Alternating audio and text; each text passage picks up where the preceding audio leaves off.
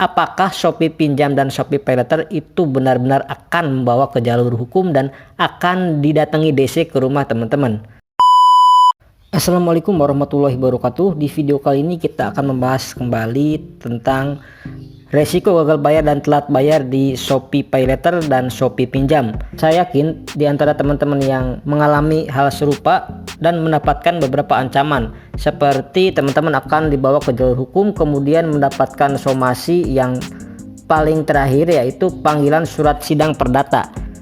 Jadi untuk jawaban sampai saat ini saya rasa itu tidak mungkin, dan saya rasa kemungkinannya sangat kecil sekali ya teman-teman kalau teman-teman masuk jalur sidang perdata. Jadi intinya teman-teman di sini saya ingin menyampaikan kepada teman-teman, yang pertama tetap tenang ya, itu ya kuncinya, tetap tenang. Kemudian yang kedua, jangan gegabah atau gurung gusuh ya. Yang ketiga, jangan sampai teman-teman berpikir untuk mencari dana talangan seperti gali lubang atau tutup lubang dengan membayar hutang Shopee Paylater, karena ketika teman-teman nanti gali lubang tutup lubang dan teman-teman itu tidak bisa membayar hutang, dan ujung-ujungnya kalau teman-teman udah pernah gabay di satu pinjol akan kesulitan gabay lagi dan akhirnya terjebak di pinjol. Jadi sekali lagi saya tekankan kepada teman-teman semuanya, jangan sampai hal itu terjadi kepada teman-teman. Ya kalau memang teman-teman itu Shopee Paylaternya ingin membawa ke jalur hukum, saya rasa itu nggak mungkin ya teman-teman, karena prosesnya itu nggak segampang yang teman-teman kira ya. Untuk masalah DC lapangan, Shopee Paylater juga itu masih belum ada di seluruh Indonesia. Bahkan katanya cuman masih ada di Jabodetabek aja. Untuk daerah-daerah lain itu saya belum mendapatkan update-nya dari teman-teman semuanya. Untuk teman-teman yang ingin curhat mengenai Shopee Paylater atau Shopee Pinjam, silahkan teman-teman sharing-sharing informasinya di kolom komentar. Karena kemarin juga banyak yang diancam untuk nasabah galbay di Akulaku ya teman-teman. Jadi harapan saya dengan menonton video ini, teman-teman yang galbay di Akulaku, ketika teman-teman diberikan ancaman atau diberikan informasi seperti ini, maka teman-teman sudah tidak akan takut lagi ke depannya.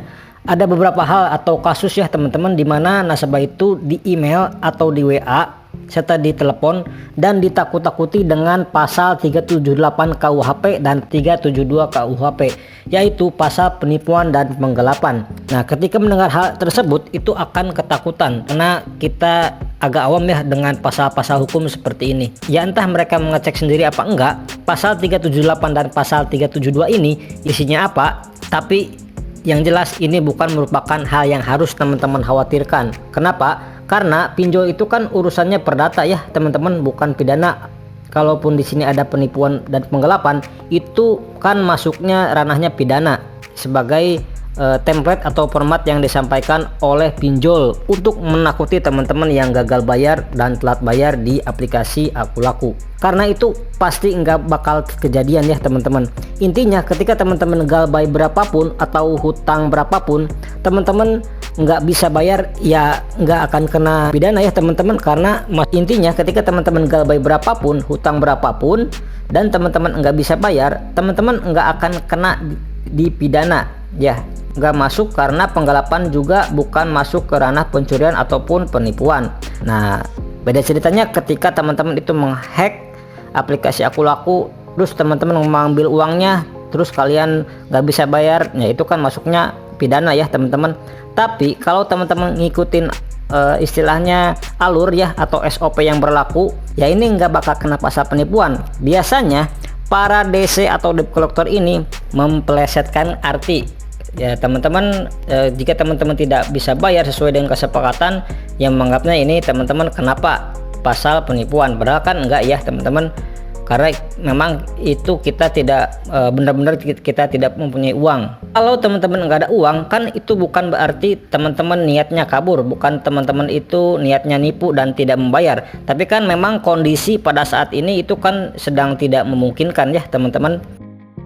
Nah, jika teman-teman saat ini masih ada tanggungan atau tunggakan ataupun tagihan di Akulaku yang menyebabkan teman-teman telat bayar di Akulaku atau gagal bayar di Akulaku, yang pertama, jika teman-teman telat bayar atau gagal bayar di Akulaku, pasti ada konsekuensinya, yaitu denda ya teman-teman, baik produk pinjaman paylater ataupun pinjaman tunai, yaitu seperti dana cicil.